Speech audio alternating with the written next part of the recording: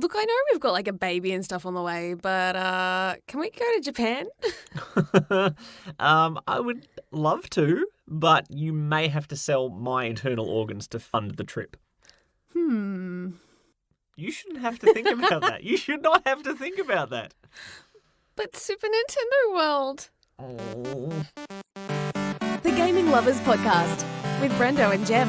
G'day and welcome to The Gaming Lovers episode 91. I'm Jem. I'm Brendo, and look, Nintendo have stirred the controversy pot yet again.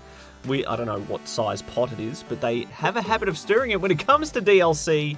And in the past 2 weeks, there have been some very large DLC news and some very big opinions from the gaming community about them. Well, how else are they going to fund Super Nintendo World? Thank you very much. So when are we going to Japan? When? No. It's likely not going to happen until they release the Super Nintendo World 64, the next version of it.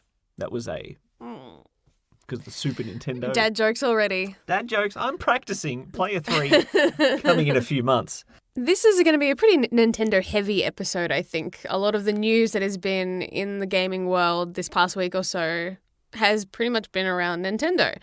So from looking at DLC to being very excited for Universal Studios Japan and that opening up Super Nintendo World later this year. There's a lot to talk about and unpack in this episode of the Gaming Lovers podcast. Before we get there, though, we have updates on our bushfire fundraising relief with the Open Challenge, as well as our gaming goals. Yeah. So let's jump straight into it. Gaming goals. I have decided, before I get to my main game, I decided to start a new game plus on my PS Vita Japanese RPG, Ys, Memories of Stealth Eater, because I decided to chase all the trophies in that game. I'm going for the platinum, and because it is New Game Plus, I get to carry over all of my equipment, all my experience, all my skills, and I got to the first boss, and I said, nope, I'm not doing this, and abandoned the effort. But in a true test of resilience, I picked it up again today and have continued to march on with very little trouble. So Nice. Chasing the Platinum Trophy in a handheld JRPG is one of my gaming favourite flavours of video games. And that is my little side dish at the moment. We like a good side dish occasionally. But for the main event, most of my gaming time this week has been dedicated to The Somnium Files, my visual novel, sort of visual novel. Yep. Detective. There's some psychological things happening as well. It is a game where you play as a detective. Kaname Date is his name. And you have a machine that allows you to enter people's minds if they are keeping secrets from you, willingly or not. Some people have repressed memories. Some people have truths they do not want to spill the beans on. Some people have, let's just say, a interest in not telling you the truth. And so they try and twist it and turn it, but you can enter their dream states, hence the name The Somnium Files, and dig around in their brains for the truth. And it's not as easy as you would think, entering a brain and getting the truth. Gee, where have we learned that lesson before? From the Jennifer Lopez movie, The Cell. No, that's probably not what you were thinking of at all. No. Okay, very similar concept.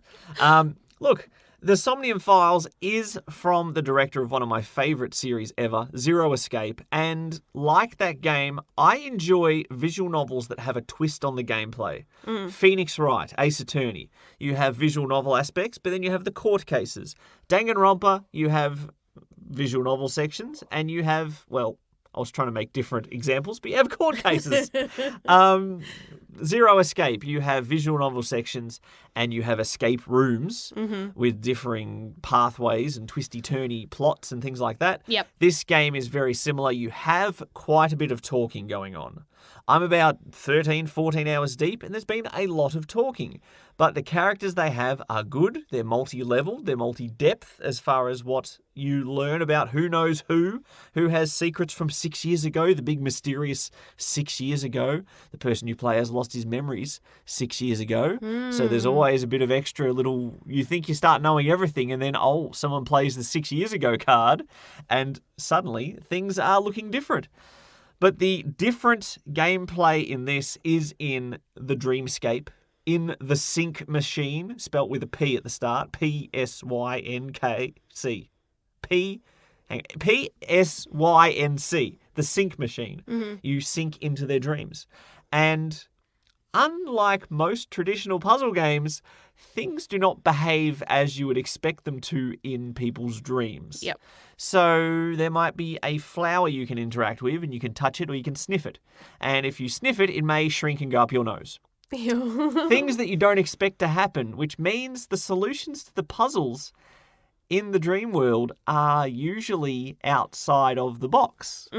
Someone as logically minded as me and likes to see a puzzle and go, I can know exactly what they want from me here, and this is how I get to the answer. That does not work in this game. That does not work in this game at all. But I enjoy it. I enjoy the weird puzzle-solving mechanics you get when things don't operate like you think. There's a screwdriver stuck in the floor. One of the options is to pull it out, and you try, and it just stretches and becomes longer out of the ground. And you're like, well, how's that helpful? And it may have been linked to another item that is now, stretched. And things are connected. Things don't operate. Things don't have the same weight as you might imagine. And finding the solutions to some of these puzzles can be a little frustrating, but I find it the fun frustrating. There is a time limit in the sync sections. You have 6 minutes, and that is not real-time 6 minutes. Every action costs you seconds. So you have to weigh up, okay, should I try this one? It's going to eat up 42 seconds of my 6-minute time limit.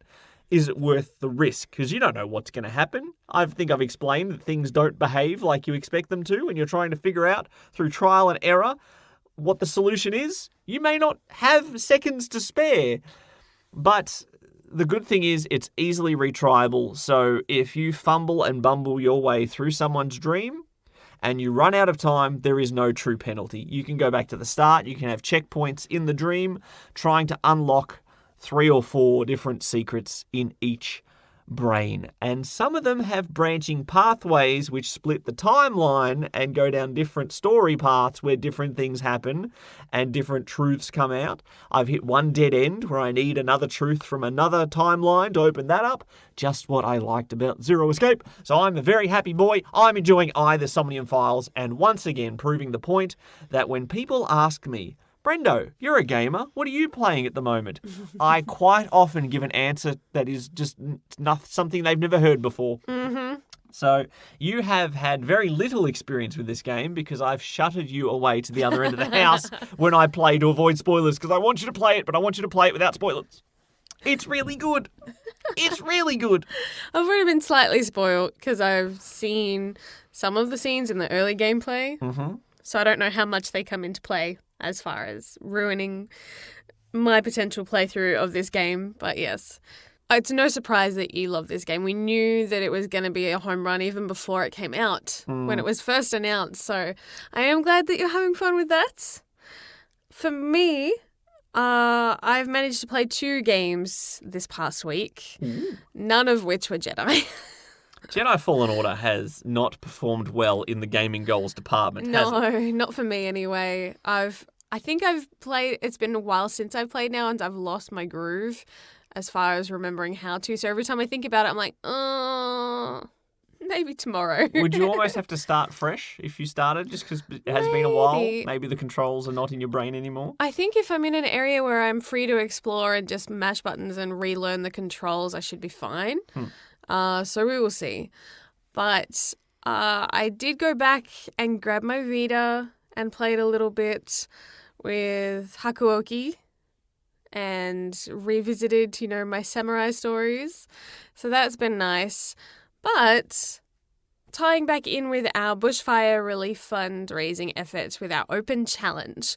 Last week we said we had a donation where I got to choose a game of my choice to stream for an hour, something fun and relaxing.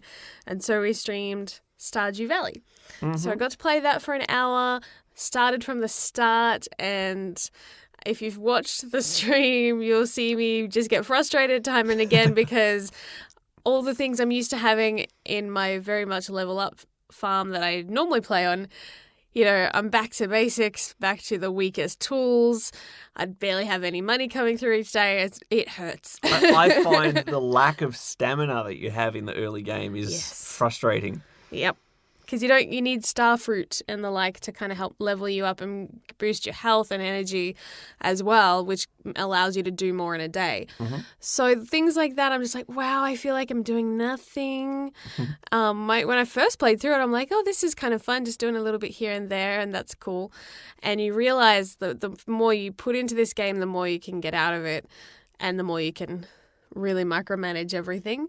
But yeah, again, you don't have to do that if that's not how you want to play the game either. It's just pretty chill and lets you just do whatever you want. It's an open book. Yes. For you to write your own adventure in. So we had a few people pop in and out of that live stream. At this stage, as far as our tally, it hasn't changed from 250 out of 1,000. We're striving to reach our goal of $1,000 raised for the Australian bushfire relief. We have said that the first funds that have come through so far are going to CFA, which is a volunteer firefighter association based here in Victoria. Mm-hmm. And that's for the first round of donations. That's where we wanted to send the money, make sure that the local firefighters were getting supported on the front lines. And now we're starting to look at a few other smaller, I guess, charities and things like that we know are doing a really great job locally. I suppose, being locals, we can see which ones are actually putting a lot of effort out there and that we want to support. So if you want to help support the bushfire relief efforts and you want to challenge us with video games and see us stream different ones and eventually see me stream a horror game if we hit that target of $1,000, please, then head to thegaminglovers.com. You can leave your challenges in the comments as you donate. There's a little button, it's like a PayPal button to donate through securely, and then 100% of all those donations are going through to the various charities that we want to support and make sure are helping as this fire continues to rage. Unfortunately, more lives have been lost in the past week and the fires keep growing even with the rain. So it's definitely needed. And all the support that people can send towards Australia is greatly appreciated too. It has been cool seeing things from wrestling companies having T-shirts for sale with their funds going towards this. The current Humble Bundle, we did a lot of talk about fundraising efforts. Yeah. Pretty much everything we mentioned through that podcast, they have helped out in some way. With all the little things recently. They just had Awesome Games Done Quick, which was raising money for the Prevent Cancer Foundation. The Humble Bundle we mentioned as well. They have a massive bundle full of games, some Australian games like Hollow Knight, and of course Frog Detective is included in that Humble Bundle as well. Mm-hmm. Good old Frog Detective. Silly game, but it looks quite enjoyable. If only it was a little bit longer. But all that 100% of money that comes in from this Humble Bundle goes straight to 4 or so charities in Australia. Yep. Normally they split it between a fundraising effort and the publishers, but it's basically 100% goes to the support of the bushfire relief efforts. Yes. So it's kind of cool. It's really good. And we are so grateful to see just the support that's coming in from everywhere. I'm a little blown away at just how much has come in. I try to put it in perspective because, the fires are huge and they have done a lot of damage to our wildlife to the point where koalas are, nearly endangered, which is really sad to think about. But we still, I'm trying to find the silver linings. Thankfully, we haven't lost as many lives as yet. like we did. The last big fire that we had in Victoria, at least, was called Black Saturday, and 180 people died in a day. Yeah. So thankfully we haven't hit those numbers, and hopefully we won't get anywhere near those numbers. Like, that's what we're hoping for, and every little bit of relief helps, from being able to support the firefighters that are doing such an incredible job to the wonderful people working at wildlife sanctuaries, helping save and recoup those that are injured. So, yeah. Thank you, everyone who has donated so far. Thegaminglovers.com. If you can help and you want to see us play a game of your choice, Yes. please donate and please help out Australia. Help us help Australia. Yes. Aussie, Aussie, Aussie. Share the love. Follow us on Twitter at Brendo Jem. That's BRENDOJEM. So now that you have started to see what the concept is for Super Nintendo World at the Universal Studios theme park in Japan, are you excited to go to Japan for any reason? I would go to Japan tomorrow, even before it's open, just to go eat gyukatsu and yakiniku and gyoza. I just love the food. Okay, food aside, let's focus on one type of food, and that is mushrooms. Super Nintendo World, we love theme parks. Yes. The pair of us absolutely, we love games, we love theme parks. This is not the Theme Park Lovers podcast, but it is relevant. I know so much about theme parks. We have seen promotional videos. We haven't seen the actual park yet. There's little snippets of people illegally flying drones around the place, maybe.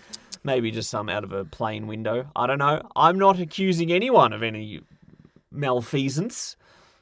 I don't even know if that word's relevant to that usage. Might be stealing. I don't know. But Super Nintendo World, we know you wear a wristband at the very least. Very similar to the magic bands you have at Walt Disney World. And you go around the park, Nintendo-themed pipes, blocks, bricks, Goombas, fire flowers, piranha plants, bullet bills. It sounds very scary. There's a lot of dangerous stuff in this park by the looks of things. Cutesy dangerous. And you fake punch fake blocks and get fake coins. I want people to do the Mario noise, like the hook, and like get into it and not just be lazy punching. So lazy punching. For real though, that's like when the Wii first came out. And you see these ads of like people getting really into it and like really physical, playing Wii tennis and things like that. And now you watch kids play similar things and they're just like lying on the couch and doing the smallest flick of the wrist that they possibly have to. Like, just like a limp hand's going to be hitting these question mark blocks. You got another coin. Or just like raising it to tap it instead of, getting into character and being part of that world. I think it would help, just instead of worrying about looking like a dork, just release the inhibitions and go have fun and be a part of that immersive world. It is cool being at theme parks and being a Harry Potter fan and seeing the Harry Potter worlds at Universal. Yes. Or being a Star Wars fan and one of us got to see a Star Wars-based theme park and the other one hasn't and only has minor resentment towards the first gaming lover who got to go. To see and live and be in a Super Nintendo world is something that I've dreamt about personally since I was like 7 years old. And the hope that one day we will get to go there is very exciting. I just remember being crushed that the Pokemon park that used to be in Japan didn't last very long, sadly. I was like, I would love to do that if they reopened or if they had even just a section of a big park like Universal had a Pokemon land. I would be all over that too. So I'm very, very, very excited. I mean, I just love theme parks in general, but to see two of my favorite things collide, and it just looks so fun and bright and I'm running out of words. Like, I'm very, very excited. As long as the roller coasters are not colliding, I'm very happy. It would be interesting to see what kind of rides they'll have in there, though. So Nintendo got a lot of positive press. A lot of people are very excited about Super Nintendo World at Universal Studios Japan. But they did not have a perfect week. They have had 2 Nintendo Directs in 2020 already, both of which were not entirely wholeheartedly accepted in a positive manner. Ow! Let's go back 2 weeks to when the Pokemon Sword and Pokemon Shield expansion passes were announced. The Isle of Armor and the Crown Tundra are coming later this year for Pokemon Sword and Pokemon Shield. With a lot more clothing, accessories. Just what everybody wants, right? Right? I don't mind that. I like, as far as alternate outfits, if they're part of free updates, I don't like paying for like extra clothing, skins and stuff. I feel like that's a cheap way to get money. Yeah. Personally, I'm like, that kind of bugs me a little. But as far as having whole new sections, as well as introducing more Pokemon that have fresh animations that go with it, this is kind of what fans wanted more of when they were complaining about the Pokedex. Yeah, this is an interesting thing. We're going to sit here, we're going to analyse, we're going to come to an agreement on whether this has been handled well or handled not so well. Whether it is a good DLC plan or a bad DLC plan. Because, yes, we have new areas, and I will be all excited for new areas. When I first played Pokemon Shield, I was so excited to reach the wild area, thinking that there would be multiple wild areas in the game, and this was just the first one that I was getting to where there would be wild Pokemon walking around. And although it is very large, there's only one wild area. And that was a little bit deflating for me because although the big area has the weather can be snowy and then 10 meters later it can be sunny and then 10 meters later it can be rainy. I expected the variety of ecosystems to be, go to one near the desert area and there'll be a desert wild area. Yeah. Go to the beach, there'll be a beach wild area. That's what I was expecting. That's not what I got. But I will get it if I buy the Pokemon Sword expansion pass or the Pokemon Shield expansion pass. And therein lies our first problem with this delivery method. There are 2 versions of the game. And there are 2 expansion passes, and there are 2 expansions coming. Yes. How many people are going to buy both because they think that one expansion pass is for the Isle of Armor and one is for the Crown Tundra? That is not how it works. And in typical Nintendo fashion, they have mucked it up to the point where it is confusing. Yeah. If you have Pokemon Sword, you must buy the Pokemon Sword expansion pass to get the 2 things. Yep. If you buy Pokemon Shield, you have to buy the Pokemon Shield expansion pass to get the 2 things. If you are a sucker who bought both versions and want to play them evenly, you will have to buy the expansion pass twice.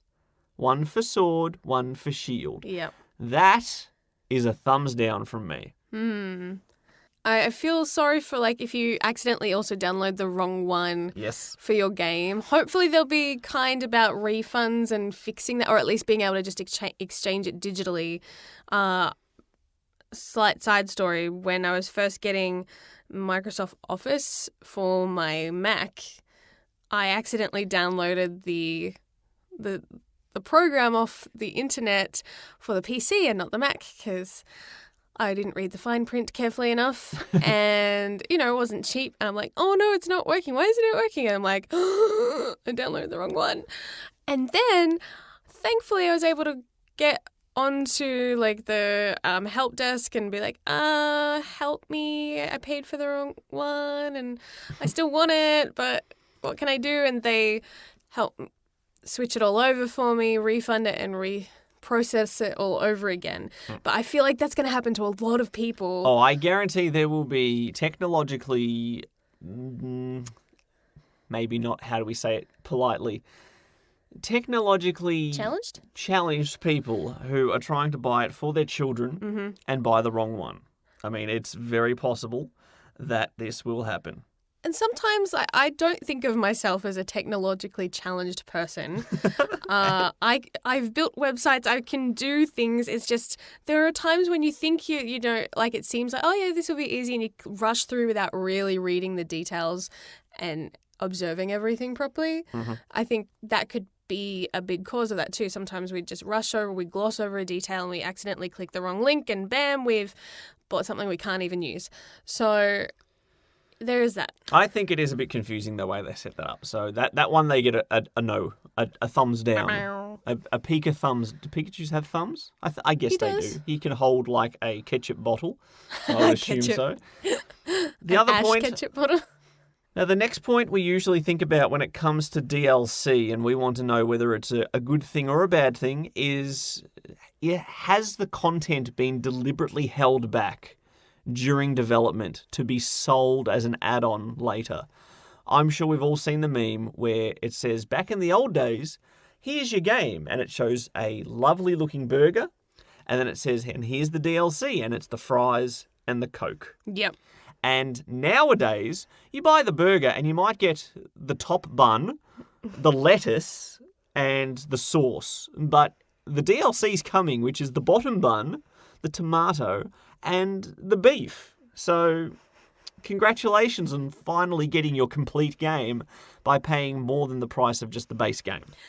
Yeah, it's a thing that I have complained about a lot on this podcast, especially with season passes and games that it never really finish getting things added onto them. Like, I hate that mentality that it kind of lets developers off the hook that they can release a broken game. Mm-hmm. And, it's like, no, when video games used to be released, they had to be finished. And it's still, I get that there are abilities to patch and things, but I don't like that it's become the norm now to do that and not just oh crap, we forgot or we missed this, let's fix it post-launch. Yeah. It should be a last resort, not let's just do this because we can, and that way the launch date isn't really the final date kind of mentality. It's giving them more leash, more netting, I guess, than maybe they should. Or I know and I understand a lot of studios put some really rough deadlines on them as far as pushing them to get it out earlier than they probably feasibly can. But that as industry as a whole needs to re-look at how they do business. Okay, but we're looking specifically at Pokemon Sword and Shield, which was the thing I was asking you about specifically. Sorry, I'm not going the on a industry rant. as a whole. It's been a while since I've ranted like that. It's all right. I like it. I love hearing you talk about video games. So, do you think that adding 200 new Pokemon that were not in the original game, they exist in other games in the series, they haven't been created specifically for this, but they still require animations, textures, coding, blah, blah, blah, blah, blah. Yep.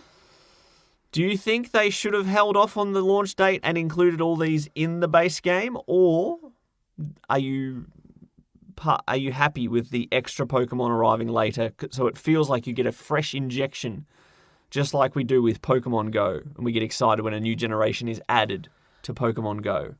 What do you think? Honestly, I can understand both sides because it's always been done a certain way. So when things do change, like a business model that has been around as long as Pokemon, when they change as drastically as that, you can understand why loyal, diehard fans get upset. But that said, I mean, I wasn't as vigilant as you as trying to catch them all when I played Pokemon Shield. And I didn't even see every Pokemon you could, even just in that playthrough. And that didn't have all of the Pokedex in there. For me, I enjoyed it and I liked getting to know the new Pokemon. It allowed me, instead of focusing on old favorites, which I usually tend to do, I took the time to get to learn the new Pokemon instead. That's a very good point. And sometimes that's a good thing, to force yourself to enjoy these fresh creations that have come out, that they have poured their heart and soul into for this new release, rather than, it's like, a fan going to a concert of like one of their favorite singers and not wanting to hear their new music. No, to sing our old favorites. And the poor singer is probably so tired of singing those same songs. They just want to sing something new for you.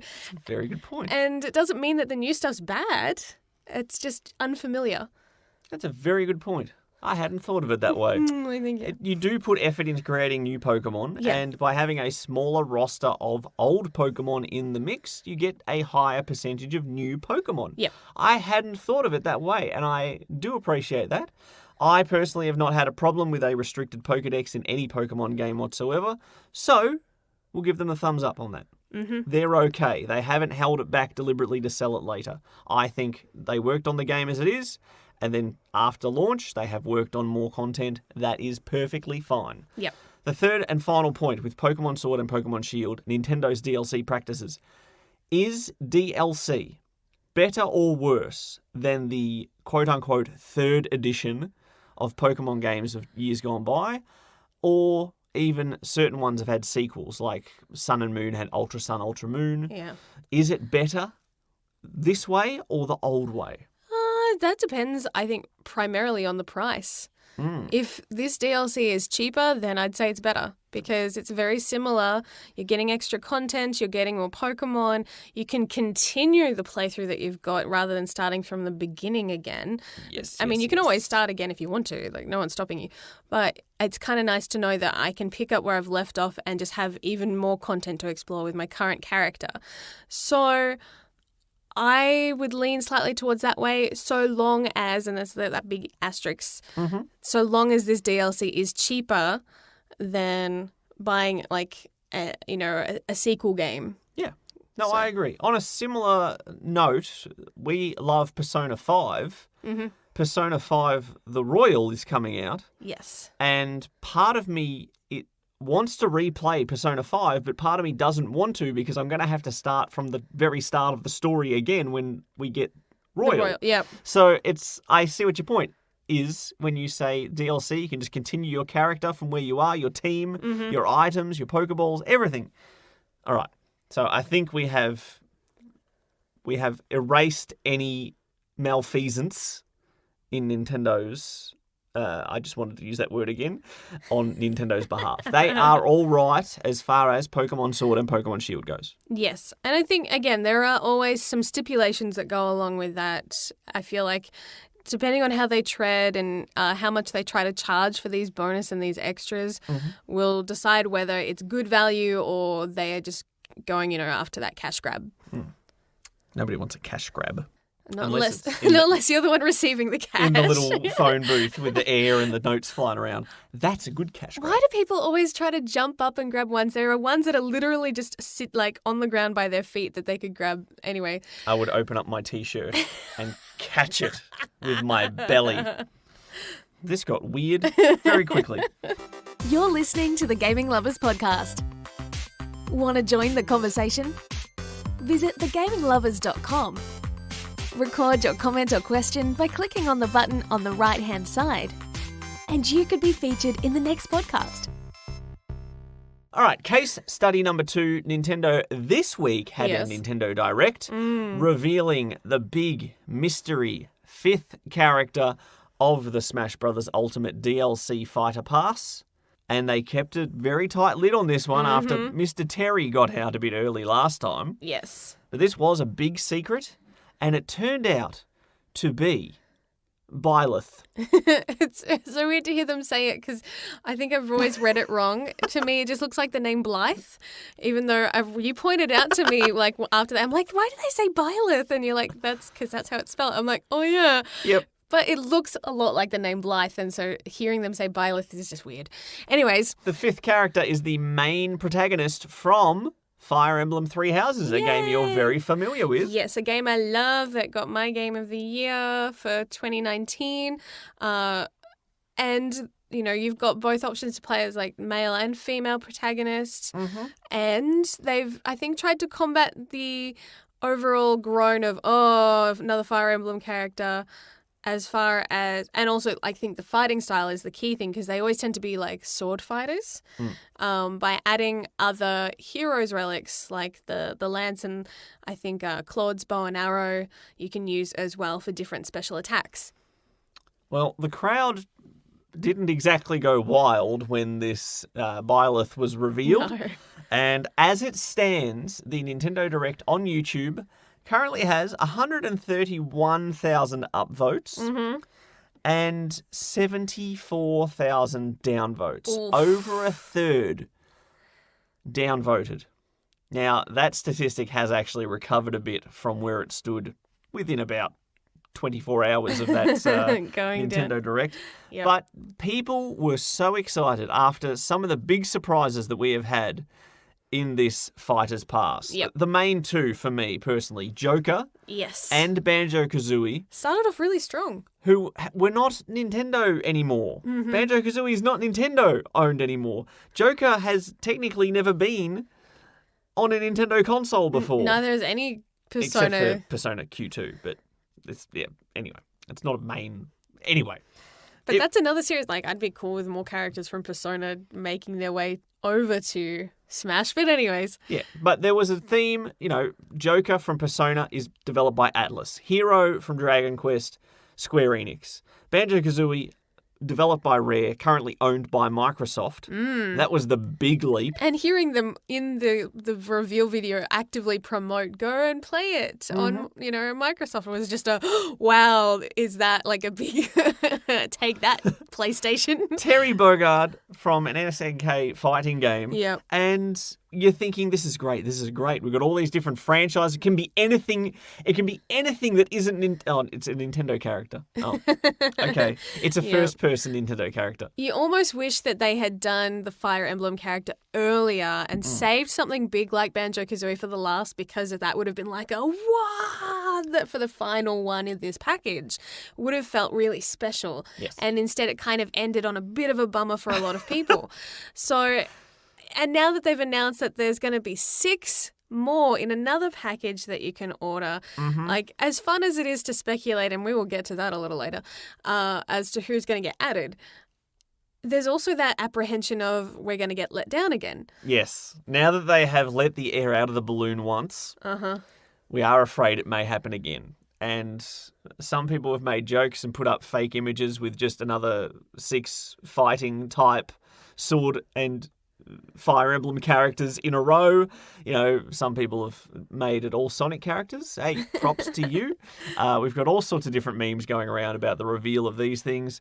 But ultimately, are there too many Fire Emblem characters in Smash Brothers? I honestly, I'm trying to remember how many there are. There is currently, now that we add Byleth into the mix, there is 8 Fire Emblem characters. Is that counting both, like, genders? No. No, okay. You count genders, there's over 10. Okay. Okay, and some of them are Echo Fighters by design. At least 3 or 4 of them feel very, very, very similar. Yep. A couple of them have, mage books and, some differences at least. Yep. But why do they all have to be sword-based people? Why can't they be some of the more interesting side characters in the Fire Emblem series? You know as well as I do. Oh, definitely. You know better than I do, because I have not played Fire Emblem Three Houses. Well, the thing is, too, like, yes, you start off and, like, your main hero's relic in Three Houses is that sword, which turns into a whip. So at least there is that aspect to it, I guess. But you can completely respec your character, and which I did because I love being a mage. So, yes, I was good with the sword, but I also had a lot of other powers, because if you have 1 or 2 healers in your party and they fall because they tend to have very low health and very low defense, my character by the end of the game is like unstoppable. So being able to heal at the same time as kick butt was just very handy for me. So, it's kind of like if you introduced Commander Shepard or another protagonist from like Dragon Age. It would be so hard to do because there's so many different ways to build these characters that it's never really truly doing justice to them. And I feel it's maybe not quite as broad as that for Fire Emblem, but it is still similar. Yeah. A lot of people are complaining there are too many sword-based characters in Smash Brothers. I don't think that's so much an issue. I think it's just the Fire Emblem and sword is the problem. Because there are so many different sword-based characters, they play completely differently. Cloud Strife plays nothing like Link, who plays nothing like Ike, who plays nothing like Meta Knight, who technically uses a sword as well, even though he's a little circular knight. Yep. He's not human formed, but still another sword fighter. Another sword fighter. Kirby uses the air cutter. And can steal a lot of swords from various other players. There is a lot of difference between these characters. Yeah. So I think it's just people are a little tired of seeing that many Fire Emblem characters. Yes. And there's a lot of Fire Emblem fatigue going on at the moment. We are no strangers to enjoying milking a franchise. If that milk is delicious, I'll take as much milk as you've given me. But when a franchise starts to wear out its welcome, we have had Fire Emblem Three Houses. We already had too many Smash Brothers Fire Emblem characters as it was, and then we've just added another one to the mix. We have, although it's not technically a Fire Emblem game, we have Tokyo Mirage Sessions has arrived on the Switch this week, which has in its title FE for Fire Emblem and has Fire Emblem characters that make debuts and cameos. And, of course, the big suspicious point is how convenient that they add a Fire Emblem character as DLC to promote, maybe, the upcoming Three Houses DLC. Yep. It seems a bit incestuous. In Fire Emblem's defense, it was one of the best games of last year. It won awards for various categories, from including like strategy as well as RPGs, you know, for different, including the Game Awards themselves, but other places as well also gave it many accolades. It had an incredible cast and multiple story branches. It's a good game. It's unfortunately, I think, because it's tied to the Fire Emblem branch and story, like it's part of that family, that maybe people give it a hard time. You know, if it didn't have Fire Emblem, if it was just called Three Houses, you know, people might like it more. Story. It's kind of similar to that, though, at least at the start. It has that kind of feel.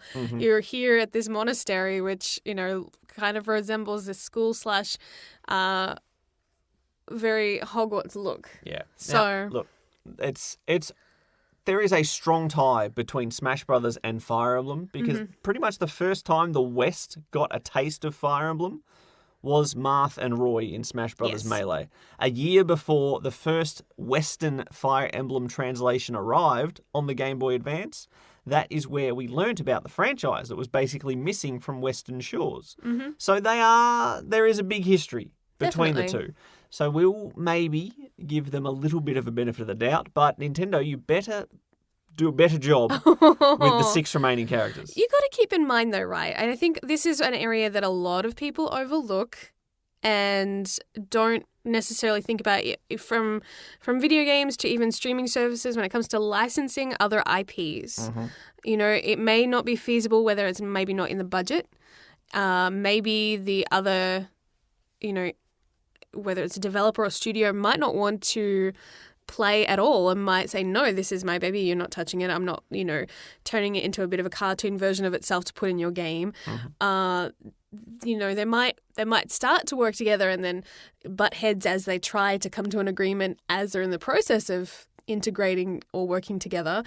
You just don't know all the politics that happen behind the scenes as far as getting these characters as extra playable things on the roster. You know, they might have tried to get all these incredible suggestions that people have pitched over the years in Smash, but, you know, if the creator and the people that own the rights to those characters don't want to play with Nintendo, then what can they do? It's out of their hands. Exactly. Unless they want copyright infringement notices coming their way.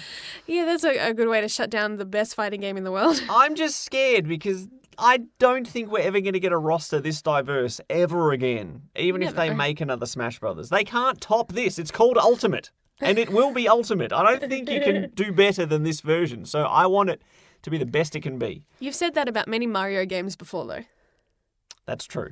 Every Mario game that comes out. They will never top this. Super Mario Ultimate. Galaxy is the best ever. Smash Infinity. Oh, Smash Infinity. Ooh, Buzz Lightyear. He's been in video games. He has. Toy Story 2 on the PS1 was fantastic. I loved it. Now, okay, final discussion topic. Does DLC work better than sequels for fighting games? That's a very specific question. I'm glad you said for fighting games, because I was going to say we will talk about Pokemon and its sequels. Does the concept work better as a DLC or the sequels? I think fighting games really shouldn't have sequels. I think if they're going to have a brand new game, it should be a brand new game. And it should have better mechanics, better graphics, et cetera, et cetera, et cetera. But if they want to add to a current game that's already established, then yes, DLC is more appropriate, I think, in that genre than many others. Yes. I do agree, because I bought Soul Calibur. I bought Soul Calibur 2. I bought Soul Calibur 3. I bought Soul Calibur 4. I bought Soul Calibur 5. And then I stopped because I realised they were all basically the same game, just with a slightly different roster. They played very similarly. And if you can have a fighting game that's going to be established for 4, 5, 6 years, and you add characters by DLC, there's no need for sequels. And I think that is a much better idea. So, all right, you get thumbs up in that aspect, Nintendo. You get 2 thumbs up and 1 thumb down. Is that the right percentage for the YouTube likes? Another thing that's kind of interesting is seeing the skins that were announced as well. Seeing Altair from Assassin's Creed. And Cuphead. Yes. I love Cuphead. Cuphead really could have been, and I don't know whether this was a logistical thing and they couldn't quite get the rights or maybe figure out enough moves, original moves to make Cuphead, because that would have been an amazing playable character just in its own thing. But it's still fun to see Cuphead as just a skin for one of the Mii characters. Yeah. There's a little bit of venom from the populace there as well, because they do have all these awesome characters that are just skins. And you're like, well, now they're not going to be a character in the future. Oh, dear. Yeah. But, hey, look, we've been on the negative Nancy wagon. But I'm not personally offended at Byleth being in the game. I would have preferred Blythe, personally, but that's just my opinion. Seriously, you said Blythe when you were playing Fire Emblem Three Houses, and I'd look at I would look at the name, and my brain would say it says Blythe, and I'm like, yes, it does. And then they said Byleth, and I'm like, oh my gosh, it says Byleth. What have I done? What have I done? Could have been my dyslexia kicking in all this time. I've just been looking at the name wrong. That happens at the worst of times when I'm doing voiceover and they'll be like, you said that backwards. I'm like, I did too. Oh. Whoops. Well, Byleth arrives on the Nintendo Switch Fighters Pass for Smash Bros. Ultimate on the 28th, I believe. So, look, they still have some time to recalibrate the letters in the name to accommodate an Australian husband and wife duo. Yes, we just want it on ours. Thank you. Can we change that, Nintendo?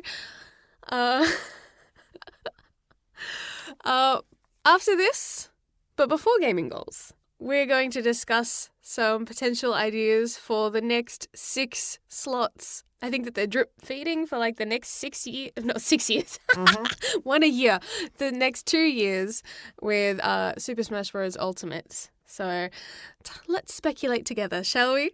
Share the love. Like us on Facebook at facebook.com/thegaminglovers. Rather than letting you choose all 6 and me choosing 6, how about you choose 3? We're going to do our draft. And I will choose 3. Like fantasy football style. All right, who goes first? But we're co-coach. Flip a coin? We'll do rock, paper, scissors. Ichi-ni-san. Okay, you win. For once, it's like the first time ever. Rock defeats scissors. All right, my first pick goes to Goose from Untitled Goose Game. Goose may not have been on our radar last time we discussed guest characters in Smash Brothers. But you got to admit, it would be pretty hilarious. I would just love to see Goose startle enemies off like the edge of platforms by like coming up behind them and then honking. That Goose would be has amazing. no shortage of props either. At least he could fly too. There's plenty of items that Goose has at his disposal. The butter knife. Or the ultimate smash could be like a giant bell that falls down. Lots of options. So much fun. My first pick will be a safe one that most of the gaming world does hope is somewhere in that one of 6 slots, and that is Sora from Kingdom Hearts. Multiple fighting styles, multiple attacks he can use. We've got all sorts of Disney characters that can lay the assist if needed. Oh, that would be cool.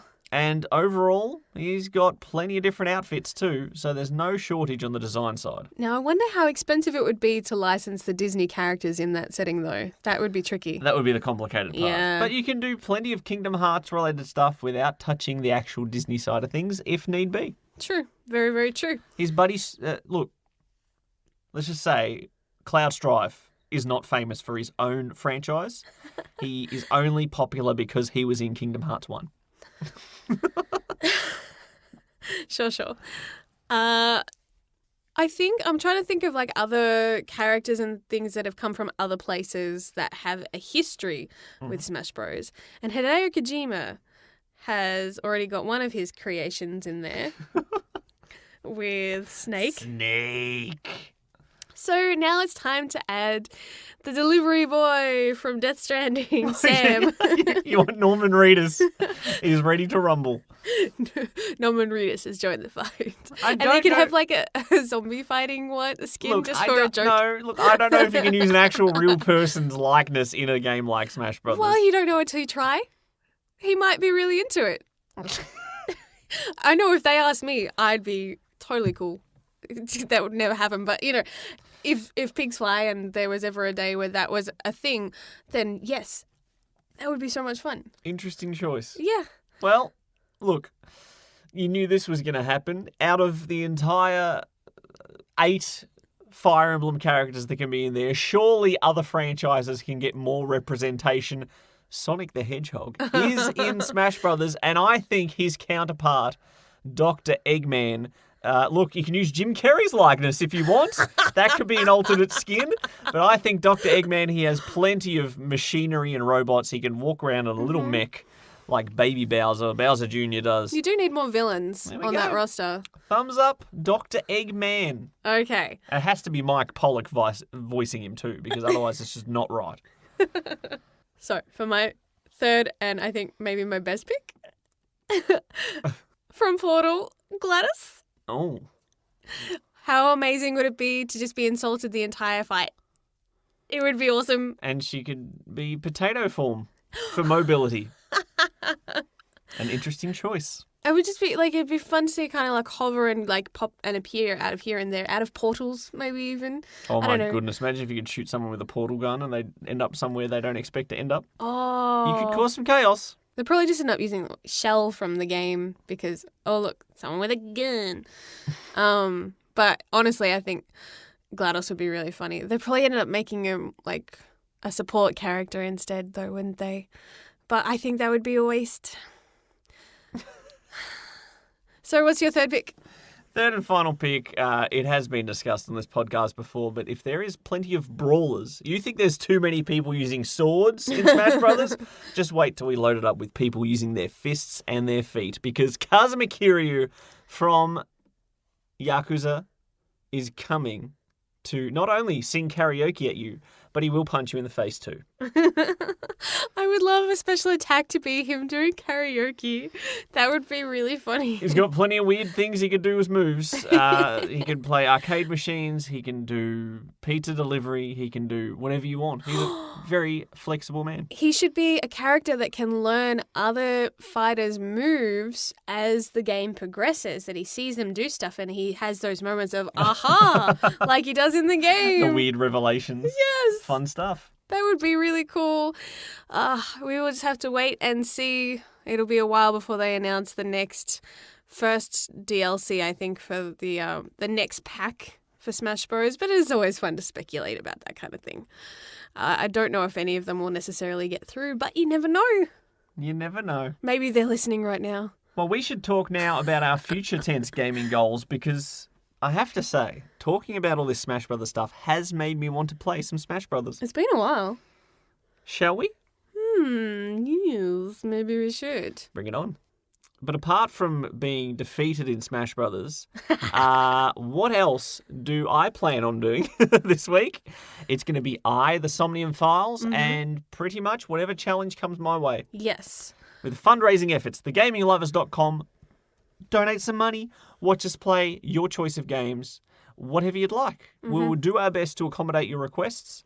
So far, it's been games that we've owned, which is very helpful. Otherwise, we'll get creative, I guess. And look, it's going to be a one-game show otherwise for me. It's going to be the Somnium Files, because I do want to beat it by the end of the month, because you smell that? It's February. Just around the corner. Ooh. It's wafting in. I feel like it's hovering over me. Like there's so much to do. For me, I would like to get back into Jedi Fallen Order. And I think Stardew Valley is still kind of on my table. Like, it's just fun to have that as a chill alternative. And after playing it from the scratch, I would like to kind of go back to my farm and and make some proper money in that game. Actually enjoy the game instead of going, I can't get in the mines. I need the key to get in the community centre. Man, Lewis, let me in. So many moments of frustration. Hopefully, if you haven't seen the stream, go and watch it. It'll be amusing. You could play a drinking game and see how many times I get annoyed. But in all seriousness, as far as the Bushfire Relief Fund Open Challenge, we do want to try to reach that overall target for this month of $1,000. We're currently sitting at $250. So if you can spare anything towards that and you want to challenge us to play a game, head to thegaminglovers.com.